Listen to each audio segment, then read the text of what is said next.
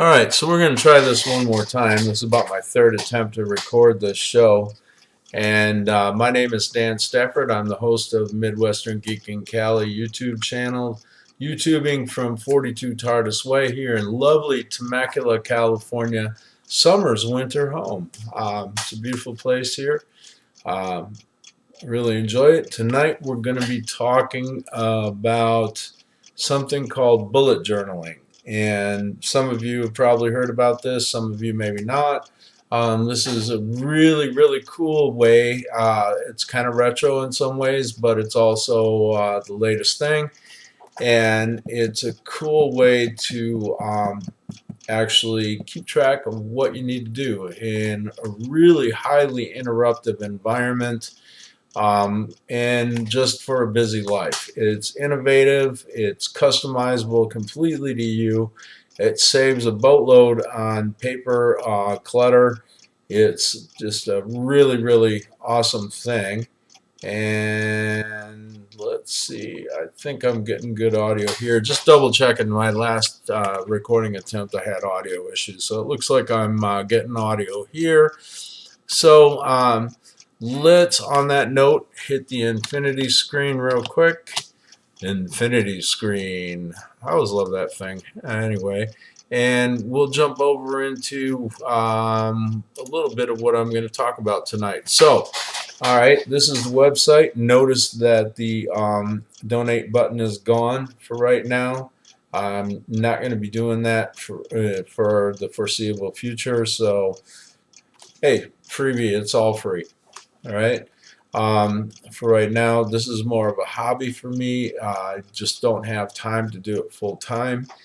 I'm trying to get it better. I've been off the air for a bit, as you probably have noticed, other than the occasional loose cannon video from out in the field.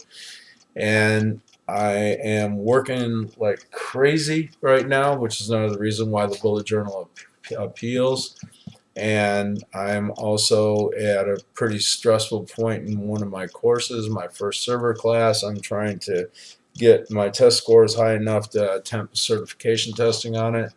I'm in the last round, or the last portion of my practice testing for that, but I can only do it on Saturdays, so I'm having a week gap between attempts.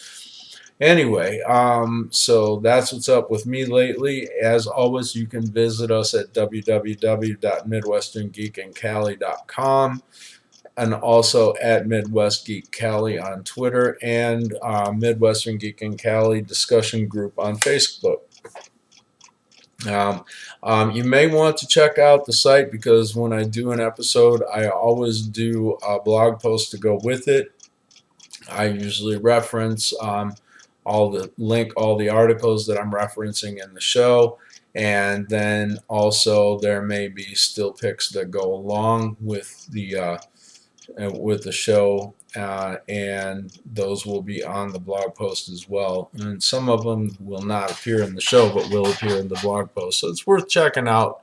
Just briefly coming over and taking a look and finding the episode. Again, this is episode 91. Of course, it's not blogged yet, so I'm going to throw on the glasses here and let's dive in a little bit. So this article was shared on Facebook by my cousin Tanya, Midwest Nerd Chick. I don't know who's nerdier, me or her, but yeah, we have fun with it. We're the two biggest nerds in the family. My dad's a close second to the two of us. And this one's on BuzzFeed. WTF is a bullet journal and why should you start one, and explainer. Really good article. I'm not going to dive into it. You're going to need to go visit them if you want to see their content other than just the splash here. I would suggest it. It's a good article. It's well worth it. And here is why I decided to try out a bullet journal. Interruptions at work are killing your productivity. This is an article on Forbes from back in 2016, and they are not kidding. I'm telling you, it's really like that for me. So I'm trying to find ways around it, ways to be more efficient, and the bullet journal is kind of a cool thing. So let's dive in, and I'll show you what I've done with a bullet journal and kind of what it is. All right, so I grabbed an a blank journal that I had sitting on the shelf in my office. I have a few extra ones around. I kind of grew up in the era of paper, and I like writing just for the simple act of writing. I like to practice my handwriting, and so I've got journals around. I also do poetry, as some of you may know. And I like to write some of my poetry out by hand before I keyboard it, because it's a different process in the brain. So it exercises a different part of the brain. And what I like in particular about this journal here is the large, wide double spiral. And the reason for that is because it gives me room to stock a highlighter in this thing and carry it around with me, no problem. It fits. This is not a real super wide highlighter, but it's big enough that it should last for a while, and it allows me to track things that maybe don't get all the way done and need to be carried over to another day.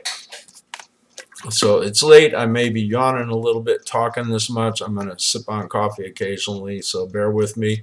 I've had a long day at work, and I'm just trying to get caught up here before I go spend a little TV time and then crash.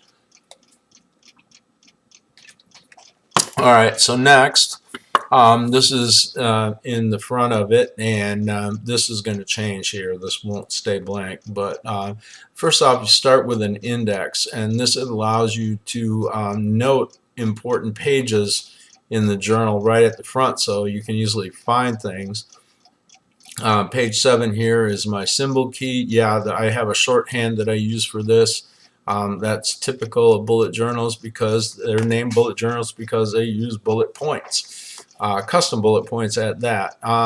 Page 8 is my year at a glance. Page 9 is the first day of the bullet journal, and that was, of course, on May the 4th. So May the 4th be with you. A little bit late. I tried to record this on May the 4th, but technical glitch did not work out.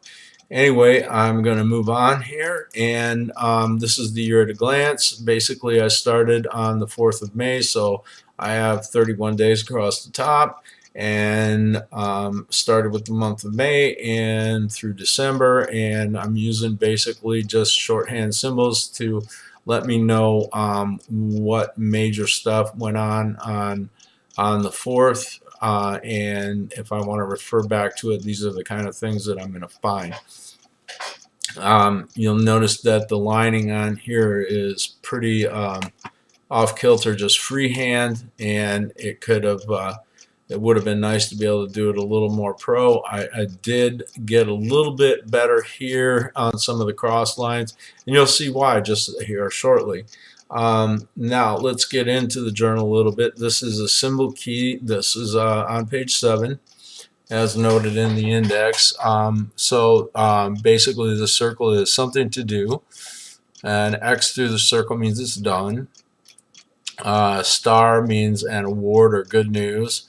Little sun, bright sun there with an idea. An asterisk means some kind of complication. A hashtag is an event. An arrow means I have to carry over or migrate tasks to another day because it didn't get done that day. A little heart is either my wife or family event of some sort. $, financial, that's obvious. A little skull, bad news. And an exclamation point is like emotional, irritating stuff. Anyway, so here's a little quick one on the first day. I had breakfast with my wife. An event, May the 4th be with you. Yeah, because I was doing this on May the 4th, and then start the bullet journal. Well, that one got done. And then number the first 101 pages, that got done. And then World Free Comic Book Day, yeah, 13, and I got 3 for Midwest Nerd Chick. I'll send them out to her later. I kind of just did a spoiler in here. Check the lotto tickets, etc., etc., etc. So that's how it rolls, pretty much. And then in the back cover, I use post-it notes as page markers, so I can quickly find the current page I'm working on, jump right to the symbol key if I need to refer back. and I put myself a nice stash of post-it notes in the back cover of the bullet journal, so that if the sticky wears off on one, I've got fresh ones in there. If I need more than one, I've got a batch of them. I can always reload that whenever I'm at home or in the office. And then the other thing was I went and grabbed this little ruler, and this is actually the brand. This is still in the packaging. It's got cardboard backing. It's a Mars 977135. I guess Stadler is the brand, but this is the model information. And this is a 3x5 ruler, and I actually kept the cardboard backing here for from the packaging, and you'll see why in just a second. I made a pocket for the ruler in the front cover of the journal by folding the cardboard backing in half and using some box tape, so I've got the ruler handy dandy right there in the journal with me. And when the journal fills up, I just cut the tape and take the ruler pouch to the next journal, and on and on and on. And I even got a spare ruler just in case, but that thing's in there nice and snug. It actually works really, really well. And that's the last pick on the bullet journal. So I'm going to move on because it's getting late and I need to keep on trucking. But I did use the bullet journal for the first time at work today. I filled up a page and a half with things to do.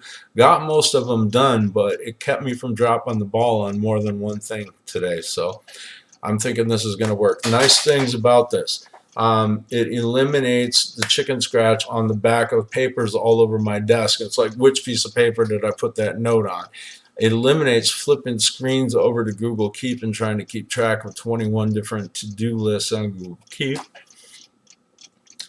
Everything's all in one place. It's nice, compact, portable. It helps keep the paper production, paper industry, give them a little bit of work, the journal makers, and it's a comfortable kind of thing for me because I grew up with paper, long before computers were mainstream for the general public. So that all being said, I want to really strongly emphasize the keeps the chicken scratch off all the papers on your desk, so you know where everything is in one place, your little to-do notes. That is really a big freaking deal. So just saying. All right, so let's skip over. This is another thing I considered. Take a number system. Not so much. Bullet journals seems to be working for right now, at least as well as anything is going to. So a couple of quick notes.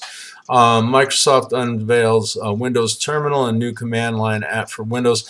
No, this is not a new kind of command line. It's a concentrator of the various Windows command lines that already exist. So basically this Windows Terminal app is going to allow you to use tabs like a browser and have command prompt, PowerShell, and Windows subsystem for Linux, so basically the bash terminal shell, all in one window, and just flip tabs to go back and forth between them. I think that's really kind of a cool idea. This is over on The Verge. Check the article out. I will, of course, reference this when I do the blog post for this, probably tomorrow night, as late as it is now. And then let's get over to the last one for this evening, an experimental device that generates electricity from the coldness of the universe. It's kind of like a reverse solar cell. It uses heat being radiated from equipment, basically recaptures waste heat, and uses that with the temperature difference of photodiode pointed at the night sky. So this is great for powering things that need low power to run overnight. It's still in the lab stages, but I thought it was really really interesting. It's over on phys.org, and I'll link that on the show as well, on the blog post. And on that note, I'm going to call it a night. Say happy Vulcan fingers to you from the Agent of 42. And may there never be a rogue wave in your coffee mug. Thanks everyone for watching. Have a wonderful evening. I'll be back as soon as I can with another episode. Working on some field episodes out in the field and a little more formatted than what I've been doing lately, but it'll be cool. I've got some cool stuff coming up. And thanks again for watching, and visit us at www.midwestern-geek in Cali, or hit me up on Twitter at MidwestGeekCali. Thanks.